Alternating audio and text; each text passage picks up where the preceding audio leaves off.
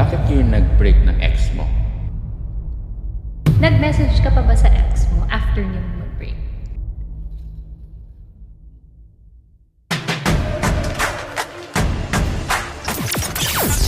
This is Modern Tribe.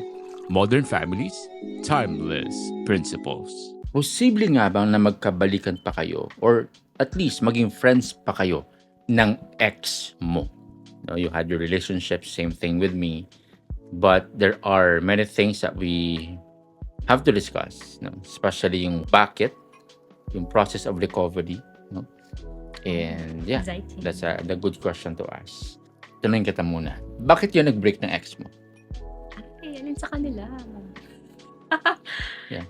Sige, isa lang yung share ko. Bakit kami nag-break? Kasi may third party. Third party. Ano yung nangyari?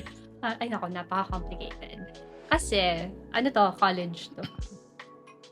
So, yung ex-boyfriend ko na to was, student sa maritime school. Yun.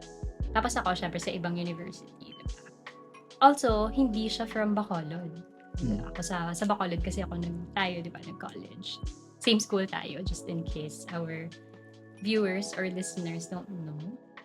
So, from Lasal ako, and then siya sa isang maritime school. And then, he was a scholar. So, hindi talaga siya from Bacolod. Ganun. And then, nahuli ko siya. Tapos umamin naman siya. Paano mo nahuli? Yun yung nakalimutan ko na. Siguro through text. Kasi hindi siya isang beses lang. With the same girl. Parang twice siya. So, yung natatandaan ko lang was, merong event sa school nila. Tapos, nag-text siya sa akin. Tapos yung text niya sa akin, nagulat ako kasi parang yung laman, something na, okay, ganito. Parang in the middle of the conversation na peg. Ganon. Nandun ako, katabi niya ako. So, pagtingin ko sa message, bakit siya nag-text? Parang walang connect. Yan, yun yung second time, nahuli ko siya na, may babae ba? Inamin naman niya. Mataas pala yung gut feels mo that time. Tapos nag-ano pa kami. So, may kami doon. Private na eksena kami doon sa school nila. So, yun, nag-break kami kasi may third party. That's why. College. Yes, right? college. Yeah. Well, interesting. Reasons for breakup, no? Dito sa study natin, SWS to na, Social Weather Station Survey, 2015. Fourth quarter of 2015. So sabi dito, reasons for breakup. 55% of breakups in the Philippines are due to infidelity. With financial issues and lack of communication following closely at 30% and 25% respectively. Infidelity, imagine that. I think even though you're not married, this is a thing. Yeah. Pero doon nagsisimula yun sa third party. Yeah. So, it's very present nowadays, I would say, because of the options that we have in social media. Now, people right now are really connected, and with just the tip of your finger, you can, text somebody from different parts of the planet. Yeah. Well, sige. So, curious din ako. How about ikaw? Bakit kayo nag-break? di ko pa to ever shinare ata sa public space like this. Pero I like to be transparent din, no? Well, I had one girlfriend lang way back in college. Sure ka? Parang Anong college? Yung college, yeah. Yung ano? Isa lang, yes. Yung high school siguro yun. Yung high school, I'd say hindi siya valid. Kasi parang it's a long story, pero just to give you a gist. Parang ano lang yun eh. Parang there lang yun with my group of friends. Na parang magkukur kami sa gusto naming babae. Tapos yung sino yung mapasagot, yung pinaka mabilis will be the winner. Pasali ka pala sa mga ganun. No. So, mga pa-fall kayo. Pa-fall at saka ang sama ko that time. So, I repented from my sins. Dapat na. That's why. Yeah, so I asked for forgiveness from her, no, whoever that woman is. Sige, now, moving forward dun sa college. Nag-break kami. Well, because of my belief then in, let's say, taking good care of her. Kasi at that time, I was really struggling to prioritize my studies. Saka my belief that time was I want to be at peace when it comes to my conscience. Kasi if we continue with our pace of relationship, baka mabuntis ko siya. Parang ganun yung feeling ko that time. So I had to realign my goal. So I told her, this is a crazy reason, but we have to break up. Oh, so for purity's sake. Parang ganun. Yeah. So Buti na. buti na lang. Yeah. Took me a while kasi I had many attempts, by the way, leading to that. Mga 3 attempts siguro up until I Finally collected had the courage. the courage to say no. This is it. We have to realign our goals. That's sad. Mhm. In a good way naman pala. Yeah. At least wala akong third party. So, hindi ka kasama sa 55%. Hindi ako sa 55%. Well, that's the reason why. And for some of you watching and listening, yours might be unique and interesting. But yung means mo na, paano mo siya, or you mentioned kanina you had multiple relationships, tama? Can you share just one, yung paano kayo nag-break? Yung how did you break up? Paano kami nag-break? So, twice nga kami nag-break. Mm. Hindi ko na maalala the very specific na incident talaga. So, I guess, yun? Text message. Text message. Yeah. Medyo complicated kasi itong relationship na napili kong i-share, no? Kasi, even though he was still a student, scholar kasi siya. So, sila, yung parang internship nila, na equivalent natin. Nasa barko talaga sila. So, it was also a long distance na communication. And then, may months lang na nandun sila sa Bacolod. So, Nalala mo pa yung text? hindi na. But, that was, our pinaka mode of communication. So, probably, it was through text. Kasi hindi ko na remember na nag-break kami after, doon talaga, when I found out. No? So, I think may may Ito yung may third party, no? Yes, I think may communication pa right after that eksena, diba? Tapos doon na talaga kami nag-break through text. How about you? Well, interesting. Kasi dito, I pull out the study, yung break-up communication methods. This one is from PSA, no? 2020, yung census sa mga Pinoy who are in relationships at saka yung live-in arrangements. Sabi dito, 70% of breakups in the Philippines are done face-to-face.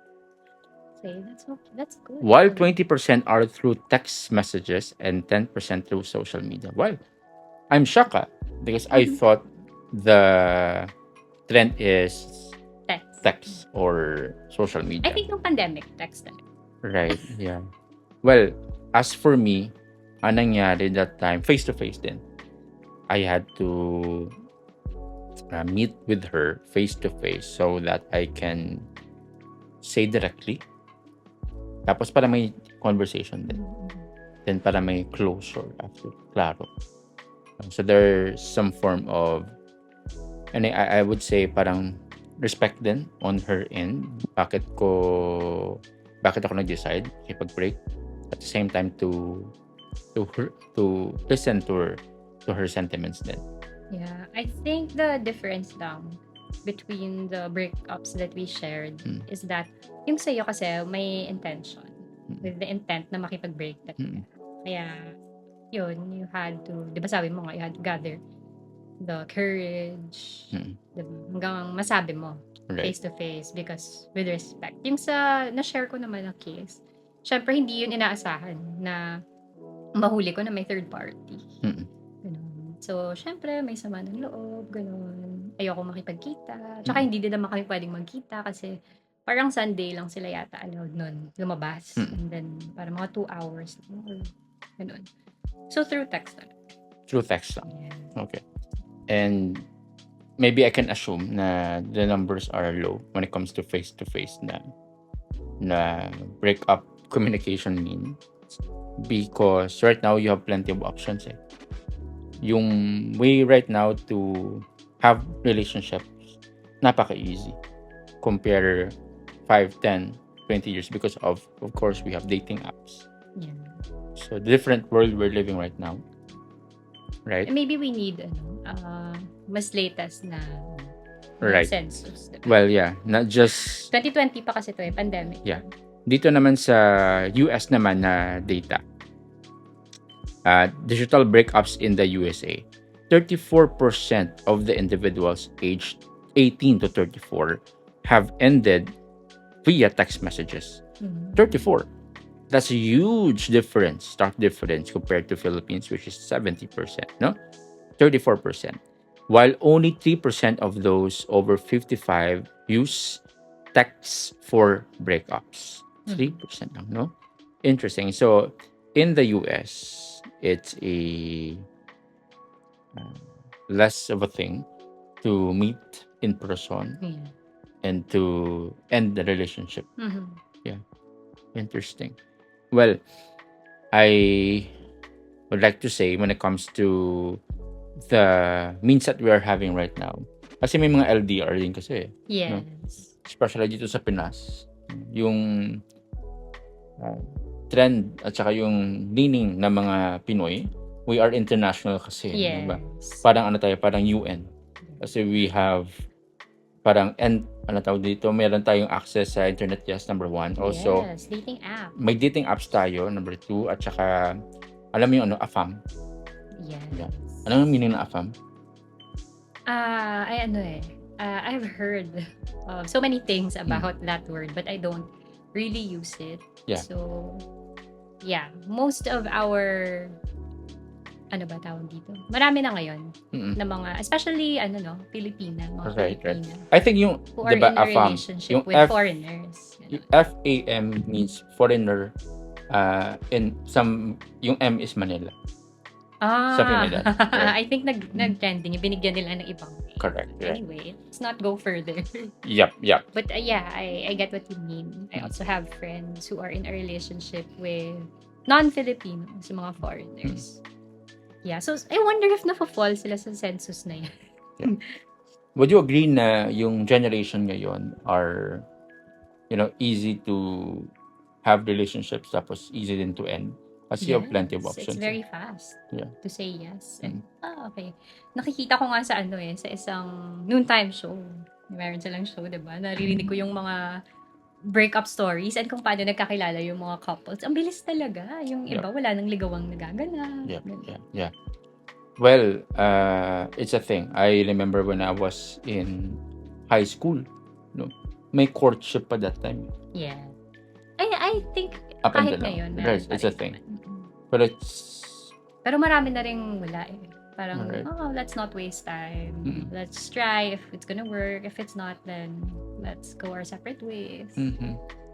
Well, so in those relationships that you had, ano yung part in which na masashare mo yung process of recovery mo? How did you recover? Well, dun din sa same na relationship. It was memorable. Remarkable siya because, complicated yung setup.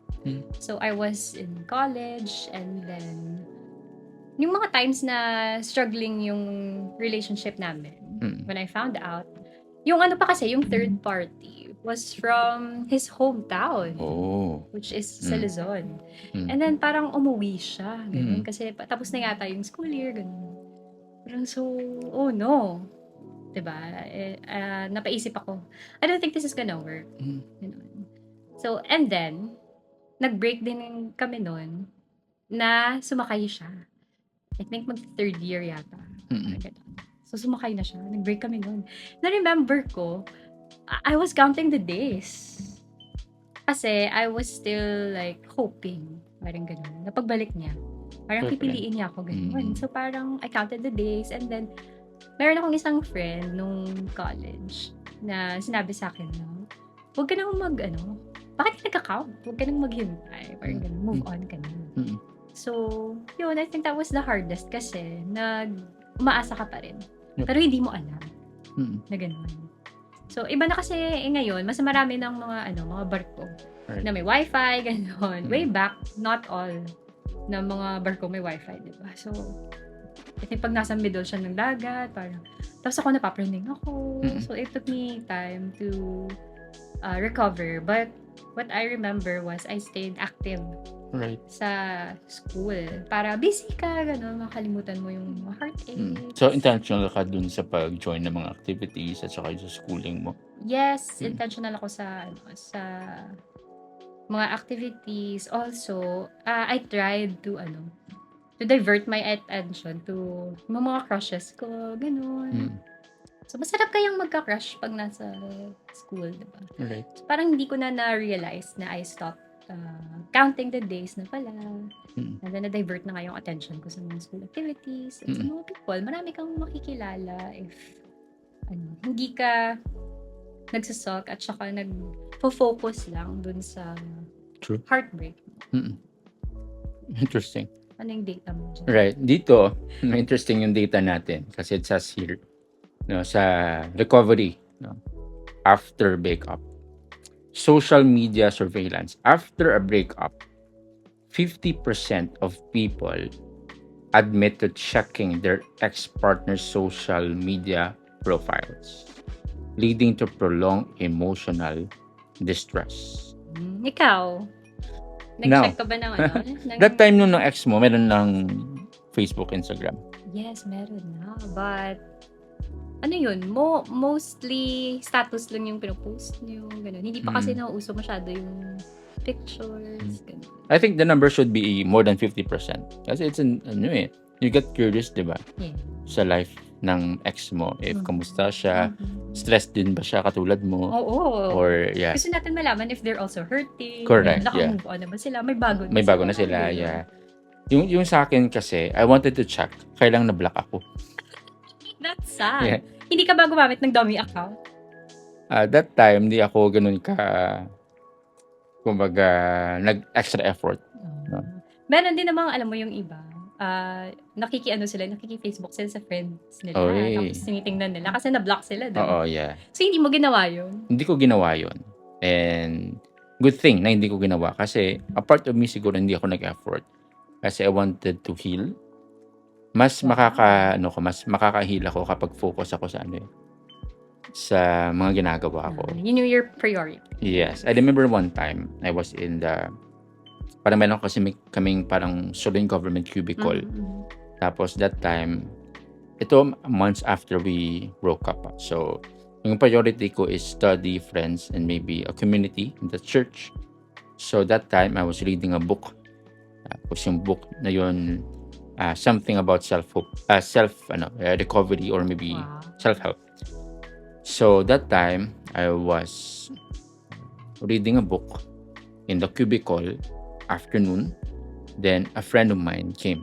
Sabi niya, "Hey, Ninyo, nakita ko yung ex mo. May kasamang iba." Lako, chismis. Ayun, nawala yung focus ko. Face to face din pala yung mga chismis before. Face na face. Yung friend ko to na lalaki, siya yung yung surveil, parang CCTV. Piling ko kilala ko yan. Yeah, kilala mo to. Yeah. Hello sa'yo. So, that time, nung narinig ko, of course, I was shocked. And maybe I was hurt. I lost focus dun sa binabasa ko. Ang gulo ko sana mabasa ko yung ilang pages, nawala na yung focus. So, isa sa mga effects sa akin nung ganung hearing something about her won't help me when it comes to recovery. Parang ganun yung effect sa akin. Right?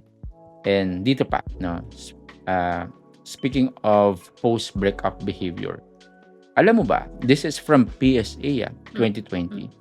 45% of Filipinos reported engaging in self-improvement activities such as exercising and learning new skills after breakup. Dito tayo na-fall siguro. Ikaw, naging busy ka sa school. Ako din, sa mga leadership roles, mostly, no? Right. Kapag nasa school. Doon ako din natutong mag-broaden my circle. Kasi that time, syempre hasatan ka pa mag-build new friendships kasi baka magselos, or maybe you want to spend most of your time with your partner. Yeah, when So, you were in a relationship. yeah, when I was in college. So that time, I put my effort dun sa community building, tapos sa school activities in which I cherish a lot. Marami ako natutunan. No? Most of my learnings, hindi na-appreciate ko not from books, academic books nung college, but mostly from the extracurricular activities. So parang dun ko binuhos yung energy ko. How about you? And speaking about, parang, ano ba yan? Widening your circle, or enlarging your, Right. wow, enlarging your circle, you meet more people. Naalala ko yung sinabi ng mentor natin actually before, na when you're young and you're not yet ready to get married. So, pag nag-aaral ka pa lang, nasa school ka, it's not actually the best time to find a partner. It's supposed to be the time to look for your bridesmaids or your groomsmen. So, ang ganda nun na nag-stick yun sa utak ko. Kaya lang, tapos na yung, yung school life ko. So, hindi ko siya na-apply. But that's a great parang tip or advice. And then when you're ready, emotionally, financially, that's the time when you go on dates, and you date to marry. Right. I have a friend na nung nag-break sila ng girlfriend niya, doon nabuo yung business niya about health. It's really interesting. Tapos, grabe yung progress niya at saka success niya. I doubt if sila pa ng girlfriend niya, I doubt if meron siyang business na meron siya ngayon. So, doon niya binuhos yung niya, yung magandang energy kinalabasan niya. ng Right. break. Kasi posible na nag-break tapos nalugmo ka sa kahirapan or maybe Nalulong ka sa bisyo. nalulong ka sa bisyo. Pero I think this is common na based on my observation, I don't have a data on this sa mga lalaki. After, break up, sila ay mga nag-google sa workout. Nakita ko mga ganito. Lumalaki yung katawan after breakup. Yung mga babae naman, yun na-notice ko. Manonotice mo kapag bagong break kasi yung buhok nila bago. Oo, napakat ng hair. Tama ba? It's a thing ba sa mga babae? Mga babae. Parang before. Di ko na observe masyado ngayon. Mahal na kasi magpa-haircut ngayon. Siguro ganun. Yeah. Tago na lang nila yung desire nila to have a new haircut. Tsaka meron ng ngayon. Marami na ngayong avenues to express that you're hurt. Kasi social media eh. Right. Ang dami na mamili ka. May Threads, may X, may Facebook. Yeah, siguro during my high school days, kapag nag-break ka sa girlfriend mo o sa boyfriend mo, parang feeling mo wala nang ibang option. Parang I don't know. Kasi during that time, meron namang Friendster eh. Tsaka yung Facebook parang Pero on the not rise. everyone had access to Friendster kasi wala din yung touchscreen na phone, diba? Right. So you really have to go to the computer shops. Right, and- yeah. Siguro for some, Diba? it helps kapag marami kang options, no? Yes. Right. Gaya ngayon. So parang hindi na siya hindi na trendy yung haircut. Right. Hindi na siya na-associate more sa break. Ito pa. Let's talk about mental health after breakup. This one is from PSA as well, no? 2020. 60% of Filipinos experience symptoms of depression and anxiety following a breakup, with women being more affected than men. Why do you think so? I think hindi naman totally women being more affected than men. Pero siguro mas obvious lang sa mga babae. Bakit? Kasi magaling magtago yung mga lalaki. Oh, Mas true. expressive yung mga babae. Right. Kaya sila siguro yung nasali dun sa 60%. Yeah. Paano nila yung measurement on this one? Yeah, that's true. Might be yung sa mga babae, when they're hurting, they are Expressive. vocal, they're expressing. Yeah. Makikita mo talagang may luha. Parang ganun. Kapag sila lalaki kasi, we tend to keep it to ourselves, or idaan namin sa inuman, idaan namin sa vices, or sa maybe some... Yun na, be maybe- productive. Yes. So, hindi mo makikita on the surface level. So, that's why siguro yung mga lalaki tend to be depressed on the long run kasi it's not good to keep yung emotions, no? Especially yung mga hard, bitter emotions. That's why siguro yung mga babae, nauna silang maka-move on. Tama ba? Yeah, you can say that. Kasi na-release nila. Na-release nila. Yeah. Right. Speaking of, so those are yung mga tips na pwede nating Hmm. i-share how to heal or move on from a breakup. Yun nga, it's important to talk to someone. Kahit Right. babae ka man or lalaki, parang na-master na yun ng mga babae. Hmm. Talk to someone, diba? So, for guys also, we really encourage you to talk to someone you trust. No, hindi sa kung sino-sino lang. Yan din yung danger sa mga babae. Kapag you talk to this person, and then, syempre, kapag napasa-pasa na yung chika, may iba na siya. So, nakarating sa ex mo, magkakagulo-gulo yun. Pag iba na, diba? Yung mga blaming pa yun. Mm-mm. So, talk to someone. Find somebody you trust who's going to listen to you. And it would help pa nga if the friend who you really trust is very objective. Sasabihan ka kung ano yung need mo rin i-improve, will help you how to move on, yung good influence na friend. And it also helps if you already have a community, who you trust and you grow with, yung nakita ka talaga at nakikilala ka talaga. Mm-mm. So, I think having that support system is important to heal and move on from a Right. break. Well, that's true. Very important to choose your core. No, kasi ito yung mga nag-affect at saka influence ng peace of mind mo. No, may mga friends kasi na mahilig Yung mag-point. toxic na friend. Yeah, toxic. They are loving yung marites at saka loving yung anything related to negativity. Yeah, tsaka nag-a-add pa sila minsan ng bitterness. Correct. At saka fire na. So, yung mga friends, yung good friends are the ones who want to be at peace with everyone. Although it's impossible, but the goal is to protect your peace of mind. So, those are higher value na mga friends. Yeah, they care for you, but Right. they don't add negativity or fire nga, yun nga, sa situation. Right. Sa moving on, no? Doon sa, kasi na-mention natin yung mental health. Very important din na we have a spiritual support, no? Kasi it's very difficult. I'd say, I experienced one, and kahit sabihan mo pa na okay lang yan, makakahanap ka ng mas maganda o mas pogi, no? You will feel the pain still. No? Kasi someone who is part of you, parang not there from you. Yeah. So, a missing part of you is not part of your life anymore. So, masakit yun. Tama. So, I'd say it's more of a asking God to heal you, no, so that you will be a better person. Yeah. Ito yung tinatawag na God tier form of self-care. Okay. Right? Yeah. Having a relationship Yeah. with Jesus, who is the ultimate healer. Okay. Kahit ano pa yan, heartbreak pa yan. Yeah, there's a verse that says God is close to the brokenhearted. Yes. He's close because He knows your pain. No, He's qualified to heal you kasi He knows your pain. If even your loved one, your closest spouse, wouldn't know all your secrets 100%. You may be sleeping with your partner for decades, pero that partner of yours doesn't know everything about you. So with your Creator, He knows everything about you.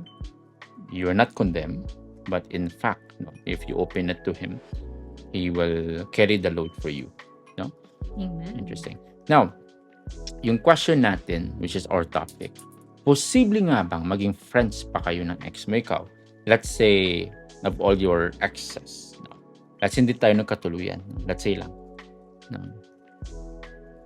You think, no, possible pa na maging friends kayo ng ex mo? Or nagkabalikan, ibig mong sabihin. Kasi imagine na hindi tayo katuluyan. Ganun. Yeah. I don't think so. Mm. Ayoko nang balikan ng mga exes ko. But I have, meron ba? I think I have exes who are still my friends on social media. But hindi na kami friends na nagkikita, ganun, nagsispend time together, ganun. There are also exes who hindi ko na sila hindi ko na sila ma-reach. Hindi mo na siya ma-reach. We're Yeah. not in touch, ganun. And then, meron namang iba, civil lang. Mm-mm. Meron din iba, we didn't have the chance na magkita after the breakup. And for sure, ayoko rin ng gano'n.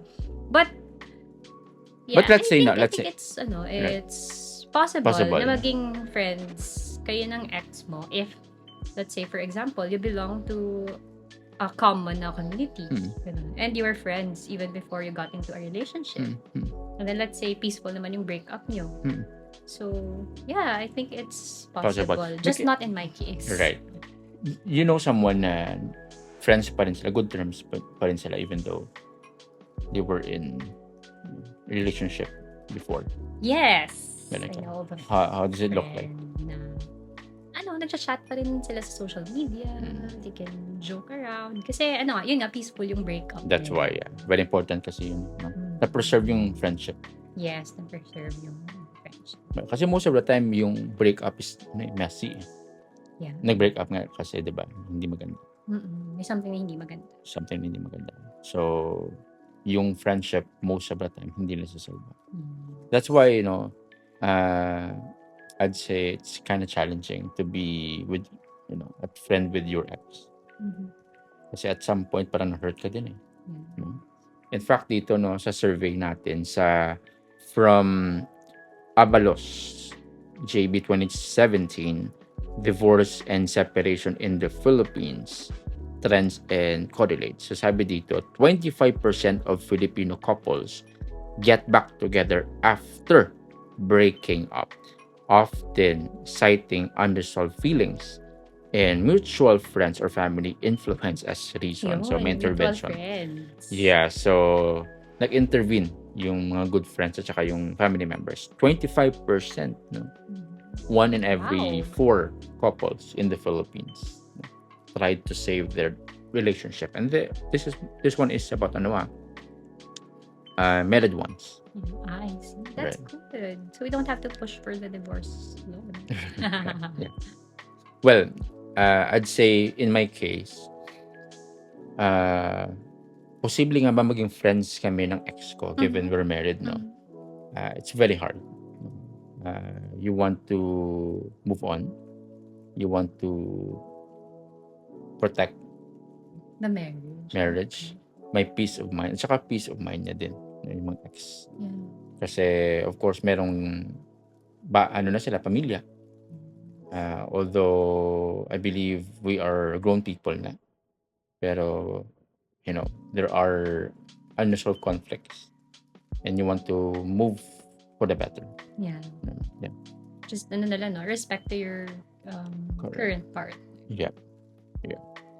Well, in some cases, posible naging friends sila. But I think, it ended, meron silang peaceful departure dun sa relationships nila. Well, this is a good topic, no? Posible nga ba maging friends pa kayo ng ex mo? Ikaw, what do you think? Posible nga ba? Given the pain or maybe the ups and downs in your previous relationships, posible pa nga ba na ma-restore yung friendship?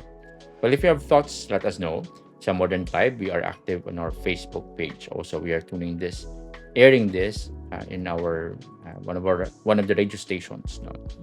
FEBC, DYBS.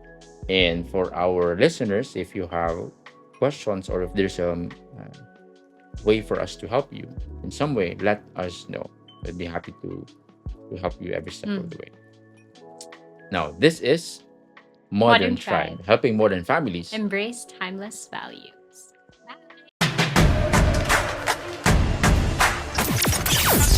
This is Modern Tribe.